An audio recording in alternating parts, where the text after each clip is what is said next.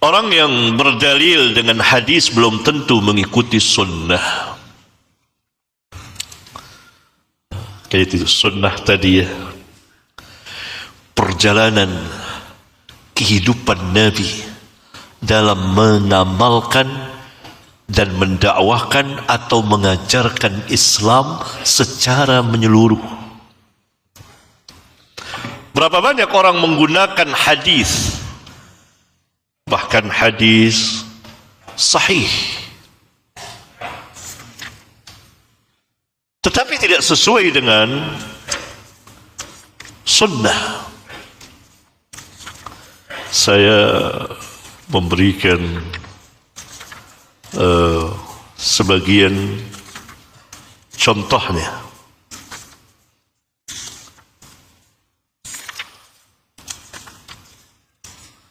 Pada bab ke-10,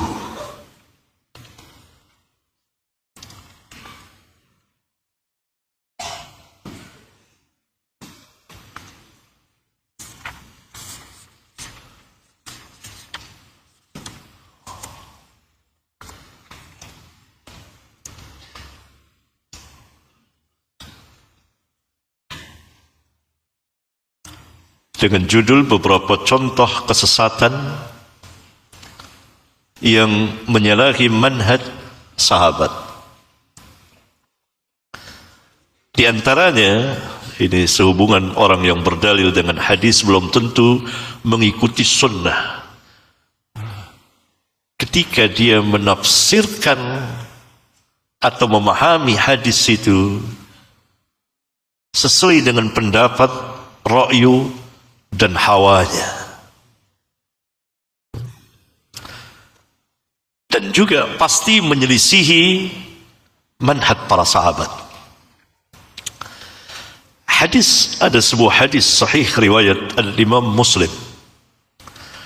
Nabi sallallahu alaihi wasallam pernah ditanya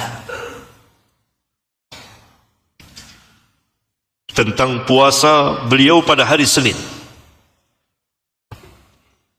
Beliau menjawab, "Fihi wulidtu wa fihi unzila alayya." Pada hari itu, hari Senin itu, aku dilahirkan. Dan pada hari itu juga, yakni hari Senin, diturunkan kepadaku Al-Quran. Karena itu aku puasa. Kemudian datanglah sebagian manusia yang membolehkan peringatan Maulid Nabi sallallahu alaihi wasallam berdalil dengan hadis ini. Nah, ini kan jadi tanda tanya besar.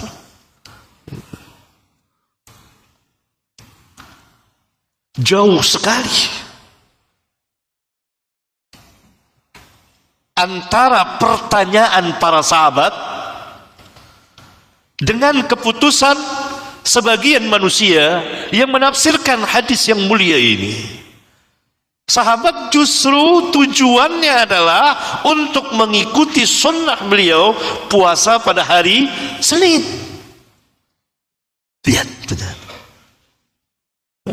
Nabi SAW menjelaskannya, fihi wulidtu wa fihi unzila alayya.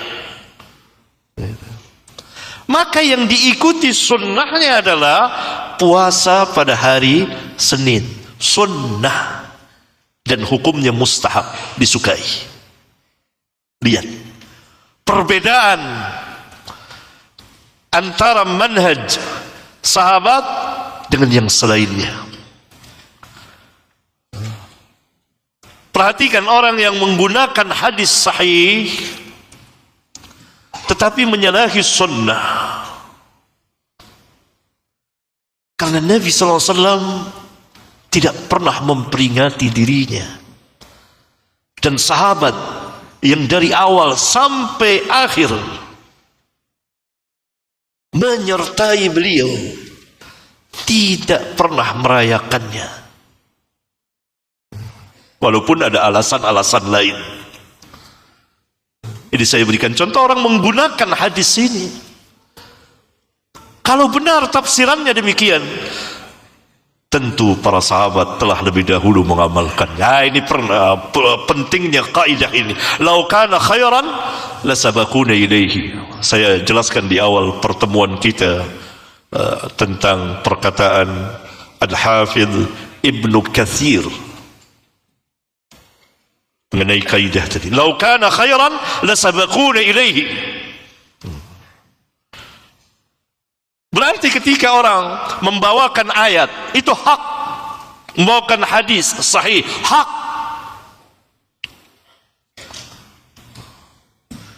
Tetapi ada kalanya mereka tafsirkan dengan tafsir yang sesuai dengan mazhabnya, pendapatnya, atau hawanya, keinginannya.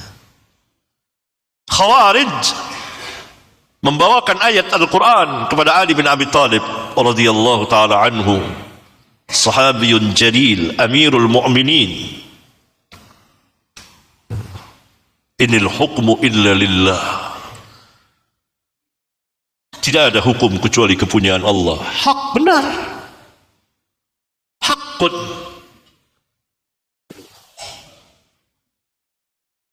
Tetapi yang mereka maksudkan, mereka di sini kaum Khawarij, adalah kebatilan.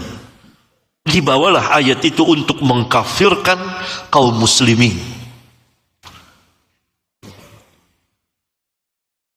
Ya, Ali mengatakan kalimatu haqqin urida biha al-batil. Itu kalimat yang hak. Tetapi yang kamu kehendaki adalah kebatilan. Berarti tidak setiap orang membawakan kalimat yang hak dia berada di atas kebenaran. Kalimat itu hak, Al-Quran itu hak, hadis itu hak, namun harus disesuaikan berjalan dengan sunnah.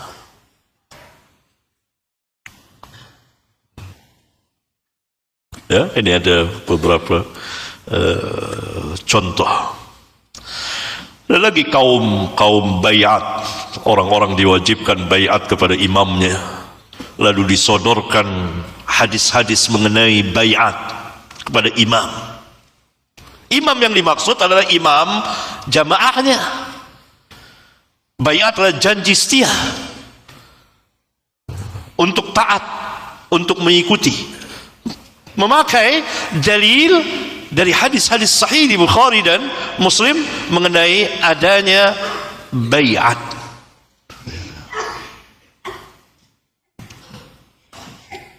Nah, kita tahu ada kelompok-kelompok sempalan. Masing-masing kelompok itu memiliki imam. Maka pengikutnya diwajibkan bayat. Tentu saja nanti ujung-ujungnya infaknya pun harus ke sana. Itu. Jadi tidak keluar dari itu. Ya, saya tahu persis. Saya pengalaman ini, ketemu dengan orang-orangnya, berdialog dengan dia. Ini punya imam di baiat, ini punya imam di baiat. Saya pernah berhadapan dengan salah satu tokohnya, saya ringan saja kata, ini antum punya imam, di sana juga ada imam juga. Kan ada hadis, apabila di baiat dua orang imam khalifah, bunuh salah satu. Lalu siapa yang akan saya bunuh dulu? Oh, dia diam. Itu menunjukkan bahwa manhaj mereka bukan manhaj yang hak, beda dengan sahabat. Itu. Ya, waktu itu di Libya datang banyak peneliti, banyak orang baca di maktabah perpustakaan Libya. Ya, dulu ada di sini juga nih, daerah Cilengsi tinggal kelompoknya gitu. Ya, dulu ya, gitu. Nah, itu masih menggunakan hadis sahih. Dan contoh yang lain lagi banyak yang menyelisihi, menyalahi ketetapan sunnah dari perjalanan Nabi yang mulia alaihi salatu wassalam. Itu bab ketiga. Sekarang bab keempat. Lafaz sunnah dan hadis telah disabdakan oleh Nabi SAW. Ini lafaz sunnah dan hadis. Ada beberapa hadis di sini saya bawakan. Dan sudah tadi saya jelaskan tentang arti sunnah. Punya dua arti. Arti yang pertama sama dengan hadis. Arti yang kedua lebih luas lagi. Dan Nabi SAW telah menjelaskannya di hadis-hadis beliau. Begitu banyak. Di antaranya saya bawakan. Jadi sangat penting kita ketahui bahwa nama atau lafaz hadis dan sunnah telah diulang-ulang oleh Nabi SAW di banyak sabda beliau, yang sekaligus beliau menjelaskan apa yang dimaksud oleh keduanya, hadis dan sunnah, dari kekhususan dan keumumannya, juga dari keluasan dan keterbatasannya, ya, serta keterkaitannya satu dengan yang lainnya. Ini antaranya lafaz sunnah di dalam hadis. Hadis pertama, "May ya'ish minkum ba'di fasayara ikhtilafan katsira." Barang siapa yang hidup di antara kamu sesudah wafatku, sudah aku wafat, fasayara ikhtilafan katsira, maka ia akan melihat perselisihan yang banyak sekali. Perselisihan yang dimaksud, yang timbul adalah masalah manhaj dan akidah, yang kemudian merembet, menjalar, menularkan kepada masalah-masalah yang lain.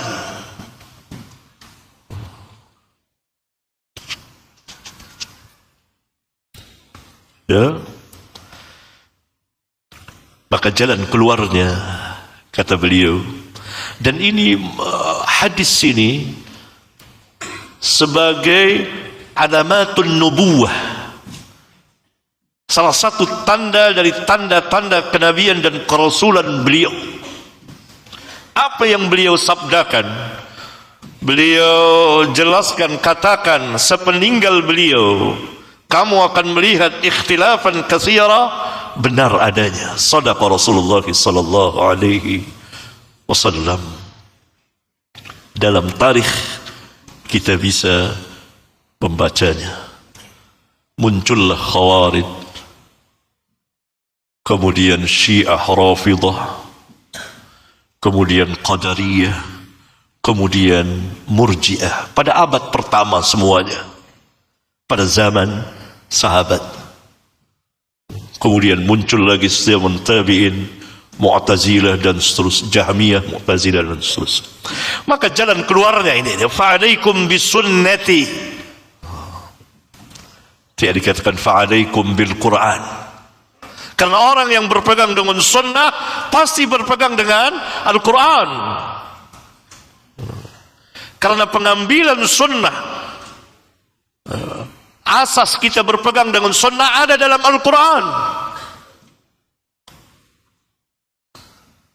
Tidak satu pun yang dibicarakan dalam sunnah melainkan asasnya, dasarnya ada di dalam Al-Quran. Dan sunnah meluaskan dan menafsirkan Al-Quran. Nanti akan ada hadis Ibnu Mas'ud yang melaknat orang-orang yang mentato dan minta ditato, yang mencukur alisnya, yang mengkikir giginya untuk kecantikan, mengubah ciptaan Allah. Sehingga seorang wanita yang bernama Ummu Ya'qub berkata kepada Ibnu Mas'ud, engkaukah yang melaknat ini dan itu? Jawab Ibnu Mas'ud, mengapa aku tidak melaknatnya? Padahal ia telah dilaknat oleh Rasulullah SAW. Dan ia pun termaktub dalam Al-Quran, yang membuat heran Ummu Ya'qub ini, kok Ibnu Mas'ud mengatakan ada dalam Al-Quran, padahal tidak ada ayat yang melarang mentato dan minta ditato, yang mencukur alis, tidak ada. Kata Ibnu Mas'ud, kalau engkau benar-benar memang telah membaca Al-Quran, pasti engkau akan dapatinya. Tidakkah engkau membaca ayat, wa ma atakumur rasul fakhudhuhu wa ma nahakum anhu fantahu. Itu ayat jadi dasar pengambilannya. Apa-apa yang Rasul berikan terimalah, dan apa-apa yang Rasul larang jauhilah. Kata Ibnu Mas'ud pada Ummu Ya'qub, dan beliau telah melarangnya. Dasarnya ini. Wajib kita menerima segala yang datang dari Rasulullah SAW. Perintah atau larangan. Perintah diterima, larangan dijauhi. Begitu, kita akan ada hadisnya. Ini sunnah. Sunnah di sini tentunya dalam dua arti tadi, atau salah satu arti lagi, arti kedua yang luas sekali. Fa'alaikum bisunnati. Hendaklah kamu berpegang dengan sunnahku, perjalanan kehidupanku dalam mendakwakan Islam dan mengamalkan Islam. Yang kemudian dilanjutkan oleh para sahabat, wasunnati al-khulafa'ir rasyidin al-mahdiyyin tamassaku biha wa'addu 'alayha bin nawajiz. Dan sunnahnya al-khulafa ar-rasyidin. Ini tidak berarti ada dua sunnah, karena sunnah yang diikuti oleh al-khulafa ar-rasyidin al-mahdiyyin adalah sunnah Nabi SAW. Oleh karena itu beliau mengatakan tamassaku biha, berpeganglah dengannya, tidak bihima. Wa'addu 'alaiha, tidak wa 'alaihima. Satu sunnahnya sunnah Nabi, manhajur Rasul, yang kemudian diikuti oleh para sahabat setelah beliau wafat, yang diketuai oleh al-khulafa ar-rasyidin al-mahdiyyin. Sunnah Rasulullah SAW yang kemudian kita kenal dengan manhajus sahabah. Nanti ada pembicaraan tentang manhaj. Wa iyyakum wa muhdatsatil umur. Itu yang tadi saya katakan, sunnah itu selalu menjadi lawan bagi bid'ah. Setelah beliau menjelaskan fa'alaikum bisunnati wa sunnati al-khulafa ar-rasyidin al-mahdiyyin, beliau mengatakan wa iyyakum, awas kamu, wanti-wanti, diperingati, awas kamu, hati-hati, wa muhdatsatil umur, perkara-perkara yang baru di dalam agama yang berkaitan dengan din. Ya, bukan perkara-perkara baru yang tumbuh di kehidupan manusia, yang Allah Subhanahu wa taala berikan ilmu kepada mereka untuk mengetahui ini, untuk menciptakan ini, untuk mengadakan ini. Ada listrik, lampu, jam, pengeras suara, dan bukan itu, tapi dalam din. Orang yang tidak paham selalu menuduh ahlu sunnah, wah kalau kita ini bid'ah sunnah ya sudah, nggak usah pakai mobil, pakai aja unta atau kuda. Nah, ini tentu mereka tidak paham, kesian. Begitu. Harus belajar bahwa bid'ah yang dimaksud dalam agama, kan kaitan ini jelas. Kalau mereka baca hadis dengan insaf, telan kemarahan itu. Karena sebaik-baik telanan yang diteguk oleh manusia dan pahalanya besar adalah meneguk kemarahan itu. Teguk kemarahan itu. Teguk dulu. Fa'alaikum bisunnati. Ah, itu dia. Baru wa iyyakum wa muhdatsatil umur. Apa muhdatsatil umur? Ditafsirkan oleh Nabi SAW, dijelaskan. Fa inna kulla muhdatsatin bid'atun. Itu bid'ah. Muhdatsatil umur yang berkaitan dengan sunnah. Maknanya apa? Yang tidak ada sunnahnya itu bid'ah. Bukan mobil, bukan motor. Itu secara lugah, bahasa.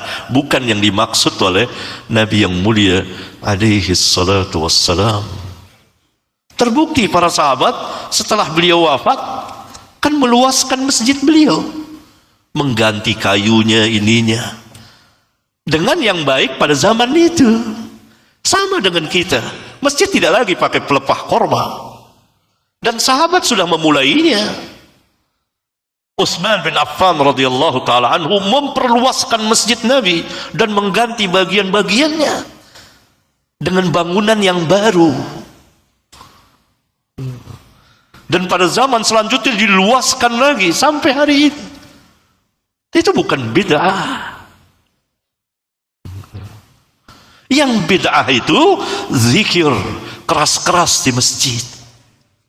Ah, itu bid'ah. lepas sholat zikir bersama. Itu yang bid'ah. Tidak pernah dilakukan Nabi SAW kecuali untuk mengajarkan kepada sahabat. Beliau memperdengarkan zikirnya sehingga dihafal oleh sahabat. Karena yang termasuk sunnah adalah perbuatan Nabi SAW. Jadi Nabi SAW dalam mengajarkan sunnah itu dengan 3 cara. Dengan berbicara, bersabda, begini, gitu. Dengan melakukan, berbuat, dilihat oleh sahabat, dicontoh.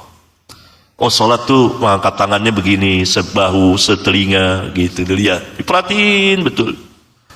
Sampai gerak-gerak jari aja sahabat tahu. Sampai jenggotnya bergerak, itu tahu sahabat. Nabi baca nggak waktu sholat zuhur? Baca. Dari mana antum tahu? Jenggotnya bergerak, gitu. Nanti dia ngelihat gini, tuh lihat sahabat. Gitu. Ada situ keluar hukum. Ahli-ahli fikih hari ini. Berarti sholat boleh begini, boleh begini, gitu.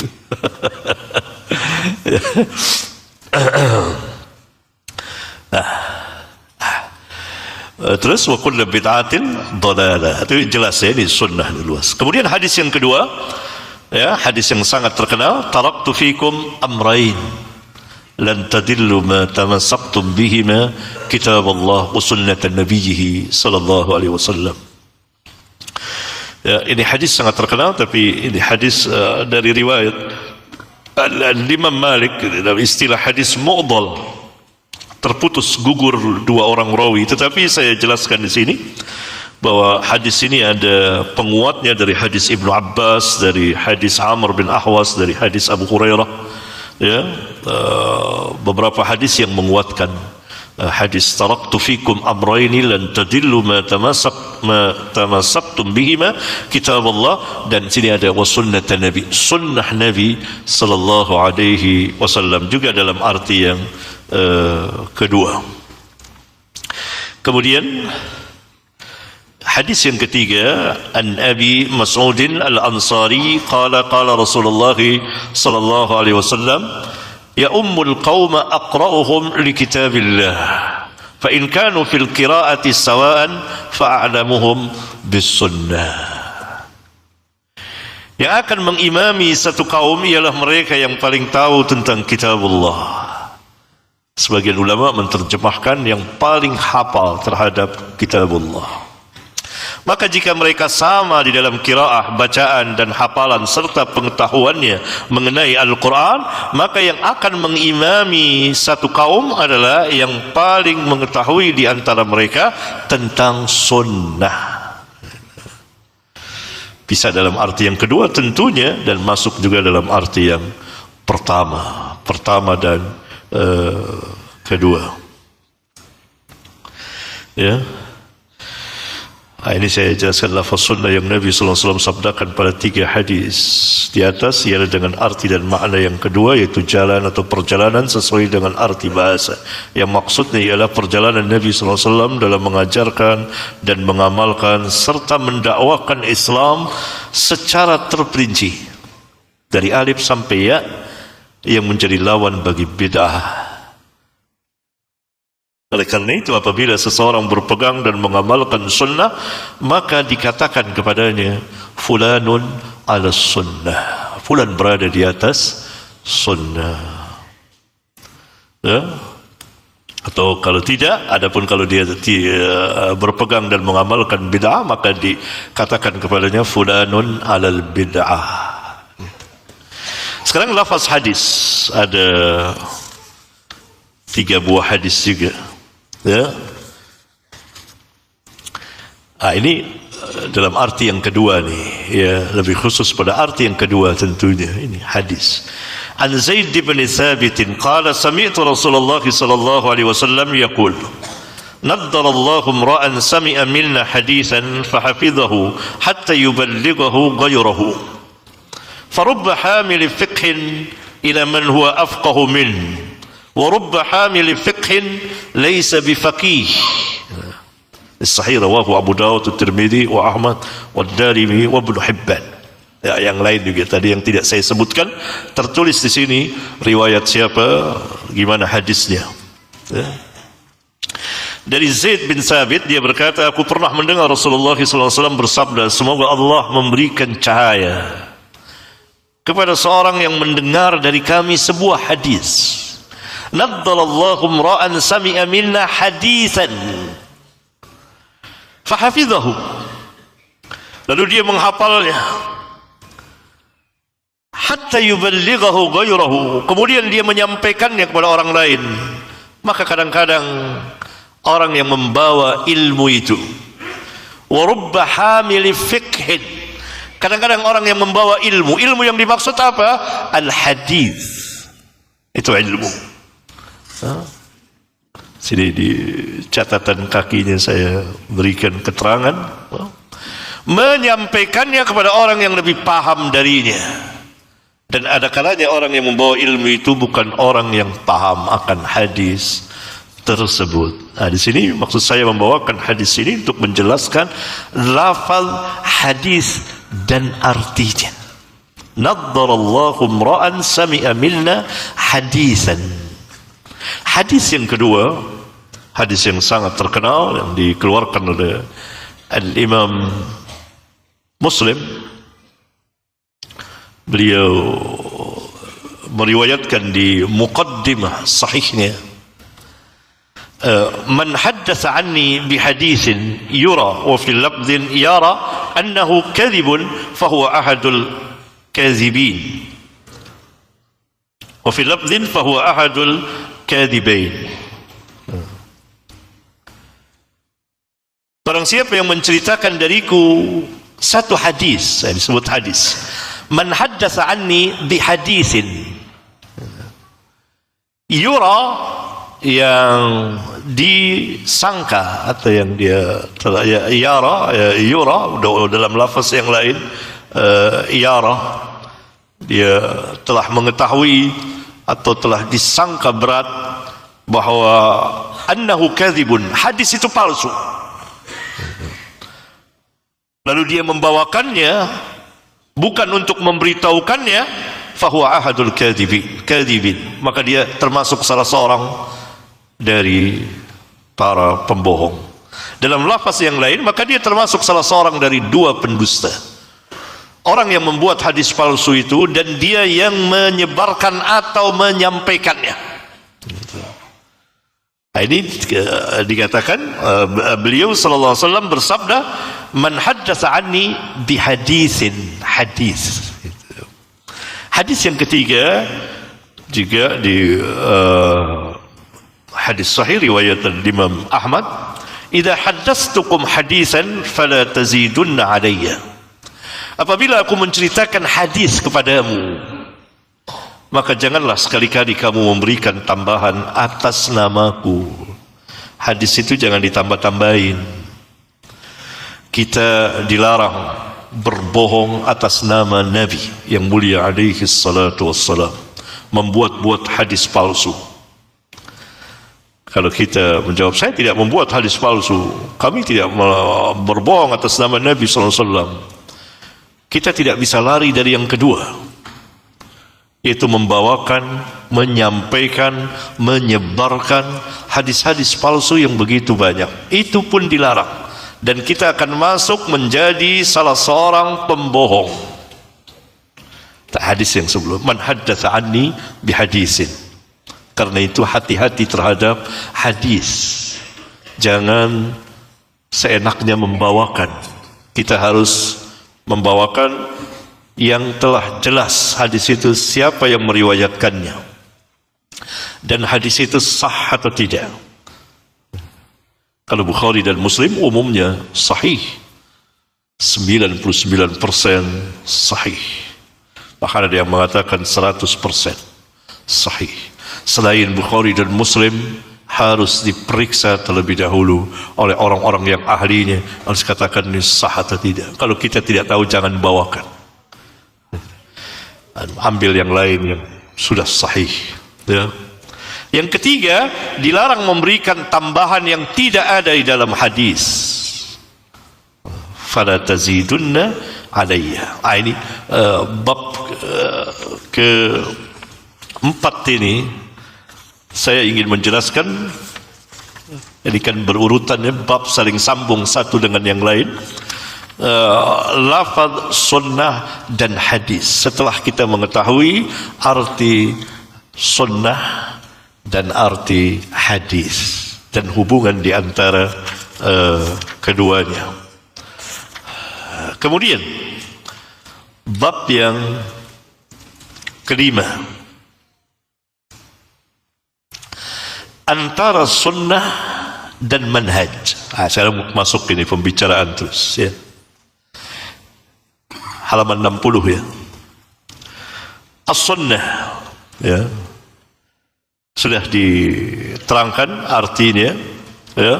Dua arti tadi di bab ke berapa? Bab kedua ya, sudah dijelaskan arti sunnah, baik yang sesuai dengan yang sama artinya dengan hadis atau secara lughah bahasa. Juga kita telah melihat bahwa Nabi sallallahu alaihi wasallam mengulang sabda beliau tentang sunnah dan hadis. Ini urutannya. Pertama kita di bab kedua berbicara tentang apa sebenarnya arti sunnah. Ada dua, sudah kita ketahui. Kemudian kita juga perlu mengetahui lafaz-lafaz tersebut dari hadis-hadis Rasulullah SAW, dan beliau SAW menjelaskannya, lafaz sunnah dan hadis. Itu bab keempat. Sekarang bab yang kelima, sunnah dengan manhaj. Antara sunnah dengan manhaj. Sunnah sudah kita ketahui dua artinya itu ya.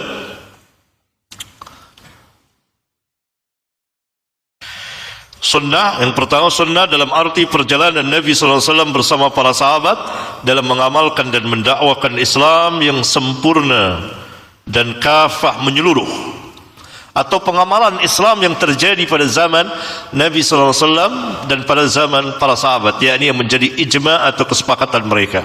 Sunnah dalam arti inilah yang menjadi lawan bagi bid'ah, sebagaimana dijelaskan oleh para ulama. Yang kedua, sunnah dalam arti yang sama dengan hadis, yaitu setiap perkataan Nabi SAW, perbuatan dan takrir beliau dan lain-lain yang disandarkan kepada Nabi SAW. Nah, yang kita perlukan di sini adalah al-adillah, dalil-dalil yang mewajibkan kita berpegang dengan sunnah. Sunnah dengan dua arti tadi telah datang begitu banyak perintah, kewajiban berpegang dengannya dan larangan menyalahinya di dalam Al-Quran dan Sunnah. Nah, ini yang saya maksudkan pada bagian yang pertama ini dari bab kelima. Sunnah dengan dua arti tadi sudah kita ketahui ya, telah datang begitu banyak perintah, kewajiban berpegang dengannya dan larangan menyalahinya, baik di dalam Al-Quran maupun di dalam hadis-hadis sahih. Di antaranya firman Allah, wa ma atakumur rasulu fakhudhuhu wa ma nahakum anhu fantahu. Ayat ini menjelaskan kewajiban berpegang dengan sunnah Nabi sallallahu alaihi wa ala alihi wasallam dalam dua arti tadi. Karena Allah Subhanahu wa taala berfirman, apa-apa yang diberikan Rasul kepadamu maka terimalah ia. Perintah-perintah Rasulullah sallallahu alaihi wasallam, dan apa-apa yang dilarang Rasul dari mengerjakannya maka tinggalkanlah ia. Oleh karena itu Abdullah bin Mas'ud radhiyallahu taala anhu berdalil dengan ayat ini untuk melaknat orang-orang yang mentato, tidak secara orang per orang ya, tapi secara umum, bahwa mentato dan minta ditato itu terlaknat. Tidak ditunjuk orang per orang, tidak. Ya, tidak kita katakan orang tato terlaknat antum, tidak. Karena barangkali ia belum mengetahuinya, belum memiliki ilmu atau ada syubhat dan lain sebagainya. Tetapi secara umum, ini pertanyaan. Secara umum terlaknat. Untuk menunjukkan bahwa Nabi SAW melarang, Ibnu Mas'ud mengatakan ada dalam Al-Quran, yaitu ayat ini. Wa ma atakumur rasul fakhudhuhu wa ma nahakum anhu fantahu. Ayat ini menjelaskan kedudukan sunnah yang demikian besar. Ayat yang kedua, firman Allah. Itu tadi ayat yang pertama dalam surat Al-Hasyr ayat 7. Ayat yang kedua dalam surat An-Nisa, lihat catatan kakinya. May yuti'ar rasul faqad ata'a Allah. Barang siapa yang mentaati Rasul, maka sesungguhnya dia telah mentaati Allah. Mafhumnya, sebaliknya, kalau kita tidak mentaati Rasul, berarti kita tidak mentaati Allah. Mentaati Rasul tidak mungkin terjadi kecuali dengan mengikuti sunnahnya, pasti. Tidak mungkin dikatakan seorang mentaati Rasul tanpa mengikuti sunnah beliau. Karena ajaran beliau ada dalam sunnah beliau. Dan beliau diperintah langsung oleh Allah Subhanahu wa taala untuk menjelaskan atau menafsirkan dan yang memberikan petunjuk terhadap kitabullah Al-Quran. Ayat yang ketiga, wa ma arsalna mir rasulin illa liyuta'a biiznillah. Juga dalam surat An-Nisa ayat 64. Dan kami tidak mengutus seorang pun rasul melainkan untuk ditaati dengan seizin Allah, diikuti sunnahnya. Karena setiap rasul yang Allah utus membawa sunnah dan membawa syariat atau mengikuti syariat Nabi yang sebelumnya. Ayat yang keempat masih dalam surat An-Nisa ayat 65. Fala wa rabbika la yu'minun. Maka demi Rabbmu mereka pada hakikatnya tidak beriman. Ini dinafikan keimanan itu. Hatta yuhaqqimuka fima syajara bainahum. ثم لا يجدوا في أنفسهم حرجا مما قضيت ويسلموا تسليما. Maka demi Rabbmu, Allah Subhanahu wa taala bersumpah dengan dirinya yang mulia. Fala wa rabbika la yu'minun. Mereka pada hakikatnya tidak beriman sampai mereka menjadikan engkau, yakni Muhammad sallallahu alaihi wasallam, sebagai hakim dalam perkara yang mereka perselisihkan. Ini pertama. Kemudian mereka tidak merasa keberatan dalam hati mereka terhadap keputusan yang engkau berikan. Kedua. Dan ketiga, terakhir, wa yusallimu taslima, dan mereka menerima dengan sepenuh hati mereka keputusanmu itu. Tiga. Diperintah kita untuk ini sunnah Rasulullah sallallahu alaihi wasallam. Ayat yang kelima, firman Allah dalam surat Al-Hujurat ayat 1, ya ayyuhalladzina amanu la tuqaddimu baina yaday Allahi wa rasulihi wattaqullaha innallaha sami'un alim. Hai orang-orang yang beriman, janganlah kamu mendahului Allah dan Rasulnya dalam memutuskan perkara, memutuskan hukum. Tunggu keputusan Allah dan Rasulnya dan bertakwalah kepada Allah. Sesungguhnya Allah Maha mendengar lagi Maha mengetahui. Ibnu Abbas menafsirkan firman Allah, janganlah kamu mendahului Allah dan Rasulnya, yaitu janganlah kamu mengatakan yang menyalahi Alkitab, Al-Quran dan As-Sunnah. Ya. ayat yang ke-6 firman Allah dalam surat An-Nur ayat 63, "Falyahdharil ladzina yukhalifuna an amrihi an tusibahum fitnatun aw yusibahum 'adzabun alim." Maka hendaklah orang-orang yang menyalahi perintah Rasul takut akan ditimpa fitnah atau ditimpa azab yang pedih. Firman Allah, maka hendaklah orang-orang yang menyalahi perintah Rasul, yakni maksudnya yang dimaksud dengan perintah Rasul ialah jalan beliau, tariqah atau sirah, manhaj beliau, sunnah beliau, dan syariatnya. Yakni perjalanan, maksudnya bukan jalan ini, yakni perjalanan kehidupan beliau di dalam mengajarkan, mendakwakan Islam, itu yang dimaksud. Yakni sunnah beliau, manhajur Rasul, dan syariat beliau. Sedangkan firman Allah akan menimpa mereka fitnah. Jadi siapa saja yang menyelisihi an amrihi, alladzina falyahdharil ladzina yukhalifuna an amrihi. Amruhu itu apa? Amrnya itu apa? Itu tadi dijelaskan oleh para ulama. Di antaranya adalah sunnah beliau, manhaj beliau, syariat beliau. Siapa yang menyelisihinya, menyalahinya, maka ia akan terkena fitnah. Apa yang dimaksud dengan fitnah? Saya mengumpulkan dari keterangan para ahli ada 5. Pertama, kufur. Kedua, syirik. Antara kufur dan syirik sebetulnya sama. Yang ketiga, murtad. Yang keempat, nifaq.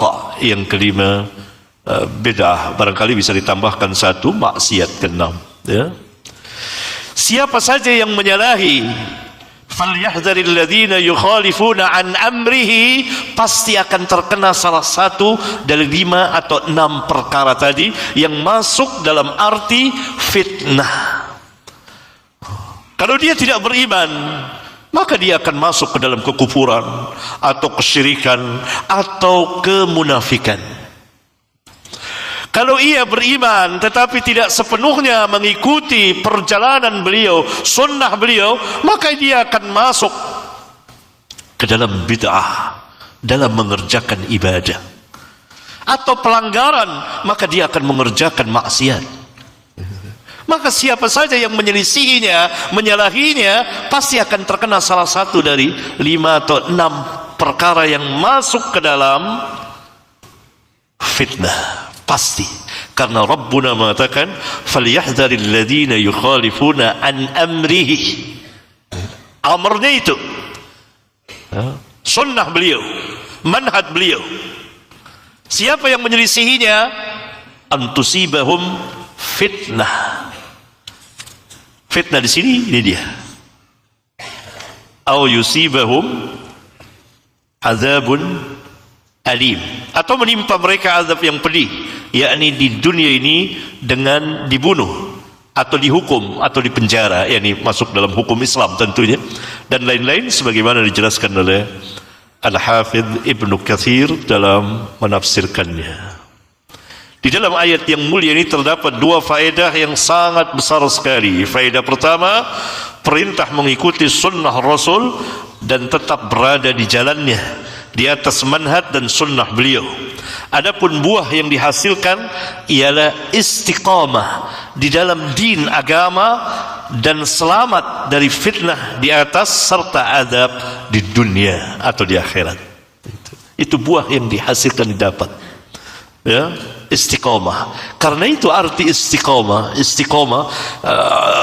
Tidak mungkin kita akan istiqamah dengan sebenar-benarnya kecuali dengan ilmu dan amal. Tanpa ilmu dan amal tidak mungkin kita akan istiqamah. Dalilnya adalah hadis Rasulullah sallallahu alaihi wasallam ketika seorang sahabat bertanya tentang Islam. Apa itu Islam? Yang saya tidak memerlukan seseorang lagi untuk saya tanyakan, tidak. Kata Nabi, "Qul amantu billah thumma istaqim." Katakan, aku beriman kepada Allah, kemudian istiqomahlah. Mungkinkah seseorang akan keimanan tanpa ilmu dan amal? dengan ilmu dia mengetahui, dengan amal dia menerapkan, dan lahirlah keistiqomahan yang besar. Orang sering ngomong istiqomah. Istiqomah harus dengan ilmu dan amal.